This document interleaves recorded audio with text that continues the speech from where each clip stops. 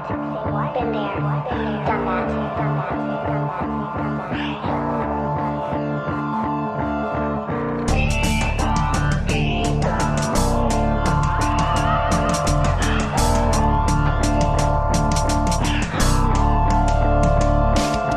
Isang umaga ng bulat, parang ako'y kinausap ng mapakinggan ang banat nigla. Ako'y nabasulat 44-24 ang bungad na pamagat. Unatin ang mga utak, sabay sabak sa paglapat, malamang napapalag. Pag nag-init liliyab sa tenga mga ngalampag, paglapag nilimbag ko na mga sining. Pinakita kung anong kaya, binigay ko ng buo. Laway, pawis at dugo, aking inalay. Pag-usapang musika, wala nang dapat pag-usapan. Tinatrabaho kahit pagod ko di mabayaran. Ginagawa ko to di lang para sa kasikatan. May purong pagmamahal sa musikang hinahiligan. Kung di pa rin pala rin mapabilang sa napiling hihirangin na kampyon, patuloy ko pa rin sisisidin ganuman. Kalalim patagalan na lamang sa paghinga mo, malalaman na nuwang kaibahan. Panahon na ng dragon, panahon na din para magpaabol.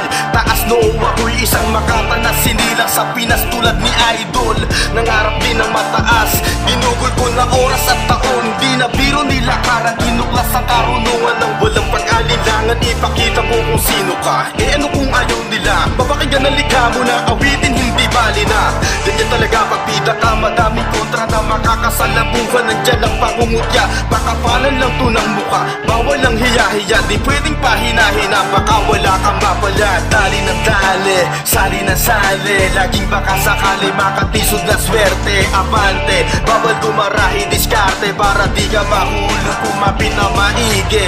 Iilan lang sa taas ang di malalaglag, mga bituan na halang sa paglikha at paglimbag ng musika na parang mahiga na kayang magpaamo sa konkretong kagubatan. Nagmistulan na silbato, bumubuo ng atensyon kahit magdingi-dingihan. Iguguhin ko ang letra kahit mata ay piringan. Teka, bakit naparito ka? Di kita inimbita, salamat na padayo ka, nakikinig sa aking kanta.